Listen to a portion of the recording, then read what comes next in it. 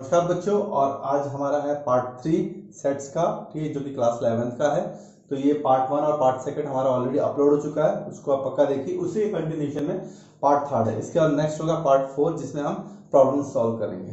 तो पार्ट 3 में जो हमने कवर किया वो है यूनियन, इंटरसेक्शन और कॉम्प्लीमेंट ऑफ सेट्स, ठीक है। उसके बाद में वेन डायग्राम।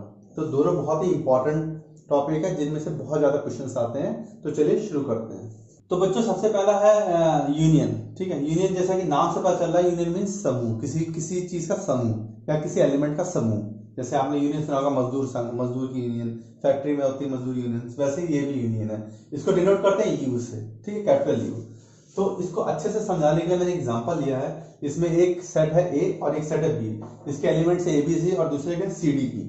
तो यूनियन का मतलब क्या होता है कि इन दोनों के एलिमेंट्स को एक साथ लिख देना, यही यूनियन होता है।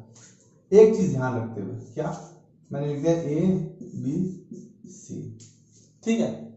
अब उसके बाद में दूसरे के क्या एलिमेंट है, सी डी ई, सबको एक साथ लिख देना है, ठीक है। बट यूनियन में खास ध्यान देने वाली बात यह है कि जो एलिमेंट रिपीट हो रहा है, कोई सा भी एलिमेंट रिपीट हो रहा है, इसमें क्या एलिमेंट रिपीट हो रहा है, सी।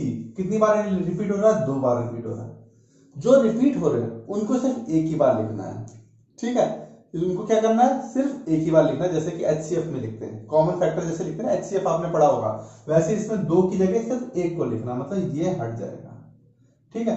तो इसका मतलब A यूनियन B क्या आ जाएगा, A comma B comma C comma फिर D कॉमा E, क्योंकि बाकी सारे एलिमेंट क्या वन टाइम ही आ रहे हैं, सिर्फ C जो था वो 2 बार आ रहा था, तो उसको हमने एक बार लिखा है, ठीक है। ये होता है यूनियन का मतलब, ए यूनियन बी। समझ गए बच्चों। जैसे कि एक एग्जांपल और दूं, ए इक्वल टू क्या आ जाएगा, 1 2 3 4। बी इक्वल टू क्या है, 2 3, ठीक है। अब यहां पर ए यूनियन बी क्या आएगा, ए यूनियन बी, वो सारे एलिमेंट इंक्लूड करने हैं और जो रिपीट हो रहे हैं उनको सिर्फ एक बार लिखना है। जैसे इसमें देखो 1 एलिमेंट ले लिया, 1 नहीं रिपीट हो रहा, उसके बाद 2 2 बार रिपीट हो रहा है, उसके लिए एक जगह लिखा जाएगा, ये डन हो गया। 3 देखिए, 3 2 बार रिपीट हो रहा है, उसकी जगह एक बार लिखा जाएगा, और 4 एक बार हुआ। तो समझ गए, ए यूनियन बी का मतलब you have to include all the elements of set A and set B except you have to write a single element which is being repeated, ठीक है। तो जो चीज रिपीट हो रही है उसको सिर्फ एक बार लिखोगे, बाकी सारे एलिमेंट को आपको इंक्लूड करना है। समझ गया। तो ये हो गया ए यूनियन बी। अब आते हैं इंटरसेक्शन। नेक्स्ट है बच्चों इंटरसेक्शन। इंटरसेक्शन मतलब इंटरसेक्ट करना, मतलब एक दूसरे को काटना, या फिर ऐसी चीजें जो एक दूसरे से क्या हो रही है, कॉमन हो रही है, उसको बोलते हैं इंटरसेक्शन। इसका सिंबल होता है उल्टा यू, मतलब अपोजिट यू। समझ गए। तो अभी कैसे डिफाइन होता है वो हम देखते हैं एग्जांपल के साथ। ए एलिमेंट क्या 1 2 3, बी एलिमेंट क्या 3 4 5। तो ए इंटरसेक्शन बी, वो उन एलिमेंट्स को लिया जाएगा। ए इंटरसेक्शन बी का मतलब वो एलिमेंट्स जो कॉमन आ रहे हैं, जो क्या आ रहे हैं, कॉमन आ रहे हैं। जैसे इसको क्या बोल सकते हैं आप, HCF, ठीक है, हाईएस्ट कॉमन फैक्टर्स जो होते हैं, सेम वही ये इंटरसेक्शन है, ठीक है। मतलब ए इंटरसेक्शन बी क्या होगा, ऐसे एलिमेंट्स जो दोनों में कॉमन आ रहे हैं सिर्फ वही लिए जाएंगे, वो भी सिंगल लिए जाएंगे। जैसे कि क्या आ रहा है इन दोनों में कॉमन, 1 2 3, क्या आ रहा है, सिर्फ 3 आ रहा है, ठीक है। तो ए इंटरसेक्शन बी क्या होगा, ओनली 3 होगा, बाकी सारा कोई भी क्या हो रहा है, कॉमन नहीं है। तो ये जस्ट किसका उल्टा है, यूनियन का उल्टा है, ठीक है। ये चीज समझ गए। जैसे मैंने लिखा एक एग्जांपल और, A equal to A B comma C, और बी इक्वल टू लिखा मैंने ई एफ जी। अब यहां पर ए इंटरसेक्शन बी क्या होगा, यहां पर ए इंटरसेक्शन बी देखिए, एलिमेंट्स क्या ए बी सी ए के, और बी के क्या है ई एफ जी। यहां पर कोई भी कॉमन है इनमें, बीच में कोई कॉमन नहीं, तो क्या होगा, इसकी वैल्यू आएगी नल। नल मतलब कुछ भी नहीं, एम्प्टी, ठीक है। तो यहाँ ए इंटरसेक्शन भी क्या आएगा, नल वैल्यू आएगी। समझ गए, ये हुआ इंटरसेक्शन। अब हम नेक्स्ट चलते हैं कंप्लीमेंट पे। ठीक है। आता है बच्चों कॉम्प्लीमेंट, कॉम्प्लीमेंट्री, जिसको हम सेट के डैश से भी जानते हैं, ए डैश या बी डैश। ठीक है। कॉम्प्लीमेंट्री मतलब होता है जस्ट इनवर्स। इनवर्स फंक्शन आपने पढ़े होंगे, मतलब कि जो एलिमेंट्स हैं ए के अंदर उनको छोड़कर सारे एलिमेंट्स, जैसे कि अगर हमने ए इक्वल टू ले लिया बी सी डी, ठीक है, अल्फाबेट्स की बात कर रहे हैं, वेयर ए बिलोंग्स टू क्या आएगा, अल्फाबेट। ठीक है, A belongs to alphabet, a set है वो अल्फाबेट के एलिमेंट्स को बिलोंग करता है, जिसमें क्या है बी सी डी की वैल्यू है। तो जब हम ए एलिमेंट लेंगे, ए कॉम्प्लीमेंट लेंगे तो क्या आ जाएगा, ऐसी सारी वैल्यूज जो कि इनको छोड़कर हो, जैसे कि क्या होंगी A comma B C D हो गया, E comma F comma G comma H up to Z तक, ये सारी वैल्यू होंगी जो कि ए सेट में नहीं है। इसको क्या कहते हैं हम, कॉम्प्लीमेंट। ठीक है, कॉम्प्लीमेंट मतलब ए एक ऐसा सेट जिसमें से ए को माइनस कर दो। सपोज करो ए कॉम्प्लीमेंट का मतलब होता है यू को क्या कहते हैं हम, यूनिवर्सल सेट। क्या कहते हैं, यूनिवर्सल सेट माइनस ए। ठीक है, ये कॉम्प्लीमेंट होता है। ठीक है, यूनिवर्सल सेट मतलब मैंने आपको जैसा कि पहले बताया था, यूनिवर्सल सेट मतलब वो सारे all set of elements which comes under same species. मतलब अगर वो अल्फाबेट है तो यूनिवर्सल, मतलब यूनिवर्सल सेट में ए टू जेड तक सारे एलिमेंट्स आएंगे।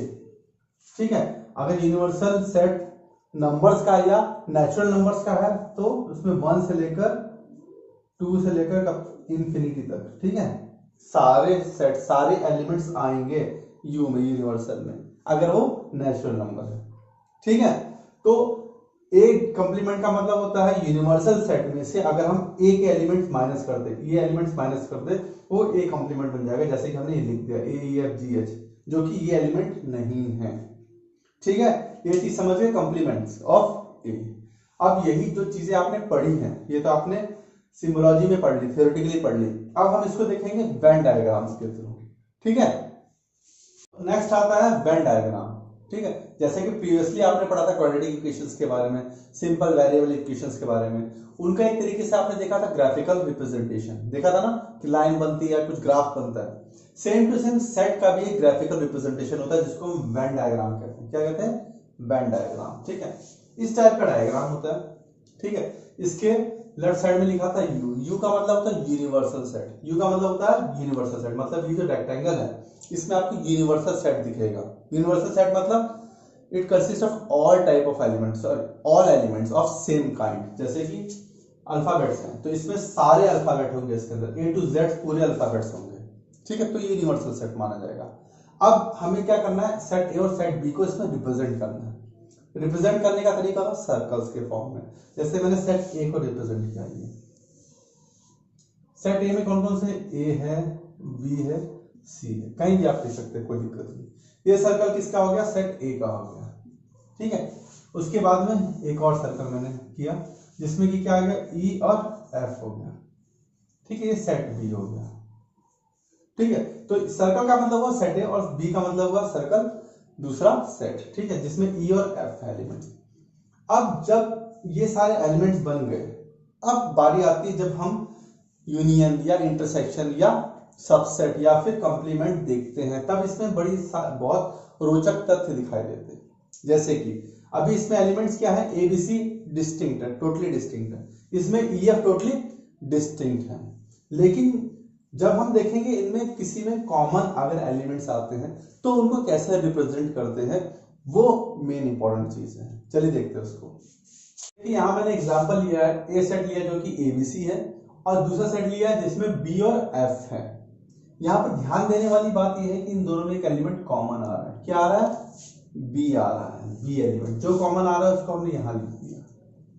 ठीक है, अब देखिए ये जो बी एलिमेंट है वो बी एलिमेंट ए सेट में भी आ रहा है, मतलब ये हमने एक सेट बनाया जो कि ए है, इसमें भी बी आ रहा है। ठीक है, और दूसरा जो सेट है बी सेट है उसमें भी स्मॉल बी आ रहा है, दैट मीन जो दूसरा सर्कल होगा उसमें भी बी आ रहा होगा। ठीक है, ये सेट बी हो गया। अब दोनों क्या शेयर कर रहे हैं, बी शेयर कर रहे हैं। यहाँ पर कौन सा हो गया, ए कॉमा सी हो गया जो कि शेयर नहीं हो रहा। दूसरा इसमें सेट कौन सा हो गया, एफ हो गया। ठीक है, एफ एलिमेंट यहाँ आ गया और ए और सी यहाँ आ गया, और बी है वो दोनों सर्कल्स में, मतलब इस सर्कल में भी है और इस सर्कल में भी है। तो ये इन दोनों सेट का क्या होगा, वेन डायग्राम होगा इस टाइप से। ठीक है, ये चीज समझ में आ गई आपको कि किस तरीके से ये फॉर्मेशन होगा। ठीक है, ये तो सिर्फ 2 सेट है, अगर 3 सेट वाला भी होता है, 4 सेट वाला भी होता है। ठीक है, चलो 3 सेट वाला, हमें यहाँ पर मैंने 3 सेट्स का एग्जांपल लिया है। ठीक है, ए सेट ए बी सी जिसमें 5 3 7 2 3 9 1 3 8 है, जिसमें कि कॉमन, तो ध्यान देने वाली बात वो ये है कि एक एलिमेंट कॉमन आ रहा है 3 तीनों में आ रहा है। ठीक है, ये देखिए 3 3 3। ठीक है, अब देखिए जो कॉमन चीज है उसको हमने पहले लिख दिया 3। अब देखिए ये तीनों में आ रहा है, तो सेट ए हम बना लेते हैं। यहां पर ये सेट ए बना लिया। ठीक है, उसके बाद में सेट बी भी बना लेते हैं। ठीक है, ये सेट बी है। अब ये देखिए ये जो चीज है ये कॉमन 3 इसमें भी, सेट सी में भी आ रहा है, तो हम क्या करेंगे, इसको ये बना देंगे। ठीक है, ये क्या होगा, सेट सी, जिसमें कि 3 क्या है, कॉमन रहेगा। और यहां पर जो बाहर है, यहां पर एलिमेंट आपको लिखने पड़ेंगे 5 और 7। इसमें कौन कौन से बचे, 2 और 9, और इसमें कौन से बचे, 1 और 8।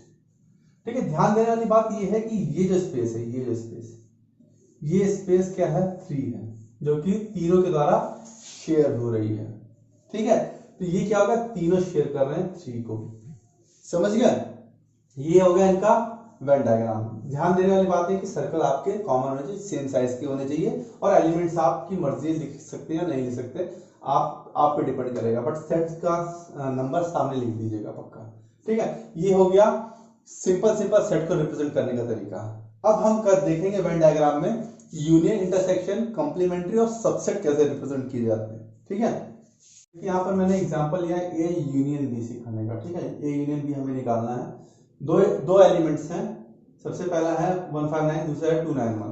तो यूनियन का मतलब पता है ना आपको कि सारे एलिमेंट लिख देने हैं, जो कॉमन आ रहे हैं उनको एक बार लिखना है। ठीक है, यहाँ देखिए क्या क्या है, 1, 5 से पहले क्या आ रहा है, 2 आ रहा है। ठीक है, 2, उससे पहले 1 कॉमन आ रहा है। ठीक है, उसके बाद 5 एक बार आ रहा है, 9 2 बार आया, उसको एक बार लिखेंगे। ठीक है, मतलब 9 और 1 दोनों में कॉमन आ रहा है, उनको एक बार लिख दिया, बाकी सारे एलिमेंट्स लिख दिए हमने। अब इसको कैसे रिप्रेजेंट करते हैं, यूनियन में।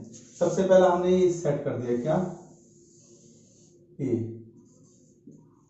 ओके, दूसरा कर दिया, इनमें कॉमन क्या आ रहा है, 1 और 9 आ रहा है, तो ये हमने 1 लिख दिया और 9 लिख दिया, और दोनों में कॉमन कर दिया हमने। ठीक है, और यहां पर क्या आ गया, 5, यहां पर क्या आ गया, ये सेट भी हो गया। अब देखिए ये तो हमने सेट रिप्रेजेंट कर दिया। अब यूनियन क्या होगा, यूनियन मतलब 1 2 5 9 मींस 1 2 5 9 सारे इसमें इंक्लूड हो रहे हैं, सारे इंक्लूड हो रहे हैं, तो मतलब 2 इंक्लूड हो रहा है, इसको हमने क्या किया, मार्किंग कर दी। 1 इंक्लूड हो रहा है, बिल्कुल मार्किंग कर दी। 9 इंक्लूड हो रहा है, मार्किंग कर दी। उसके बाद में ये जो 5 है ये भी इंक्लूड हो रहा है, मतलब ये जो आपने मार्किंग कर दी है, इस पे लाइनें खींच दी हैं, ये दोनों सर्कल किसको रिप्रेजेंट करेंगे, ए यूनियन बी को रिप्रेजेंट करेंगे। ठीक है, ये दोनों सर्कल किसको रिप्रेजेंट कर रहे हैं, ए यूनियन बी को, क्योंकि इन्होंने कॉमनली क्या किया, शेयर किए हैं एलिमेंट्स, दैट्स व्हाई पूरा